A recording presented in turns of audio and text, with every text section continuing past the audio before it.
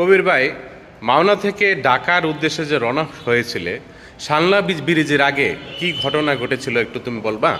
আমি যখন 9:45টার দিকে 9:45 দিকে আমি মাওনার থেকে যখন আমি গাড়িটা টান দিছি ম্যাডাম করে নিয়ে, তো যখন আমি পুরা ফাঁকা রাস্তা যখন আমি আসতে আসি, যখন শালনা ব্রিজের আধা কিলো আগে পট করে গাড়িগুলা জাম হয়ে গেছে রাস্তা হঠাৎ হ্যাঁ, করে তারপর ব্রেক দেওয়ার পর থেকে দেখলাম যে 27 জনে রামদা লইয়া বাগানের ভিতর থেকে বাড়ি, হ্যাঁ, বাগান থেকে বের হয়ে বাগান থেকে বাড়িছে রামদা লইয়া বাড়ি। আমার সামনে একটা এলিয়েন গাড়ি ছিল আমার কালারে, ওই এলিয়েন গাড়িটা আমার কোবানো শুরু করছে। আর তোমার গাড়ি তো কোবাইছে। হ্যাঁ, কোবানো শুরু করে ওই জায়গা থেকে সবকিছু লয়ে এনেছে। মানুষও দেখতে আছে, কোনো মানুষ কিছু বলতেছে না, হাজার হাজার গাড়ি, ঠিক আছে, কেউ বলতেছে না।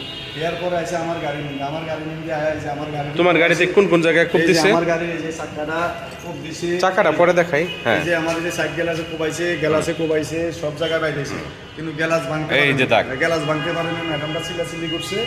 এই গাড়ি না? হ্যাঁ, এই গাড়ি। পরে লাস্ট ফিনিশিং এ আমার চাকাটা আমি কোপ দিয়ে দিছে।